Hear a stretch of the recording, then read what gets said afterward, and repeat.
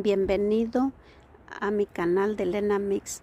En este video te estaré compartiendo lo que es el espacio de una fogata, pero nosotros lo hicimos principalmente para quemar las hojas, para quemar los palillos que se caen de los árboles, porque ahorita es abril 26 del 2025 y estamos aquí en Minneapolis, Minnesota, donde cae nieve y ahorita terminó y ya está el pastito.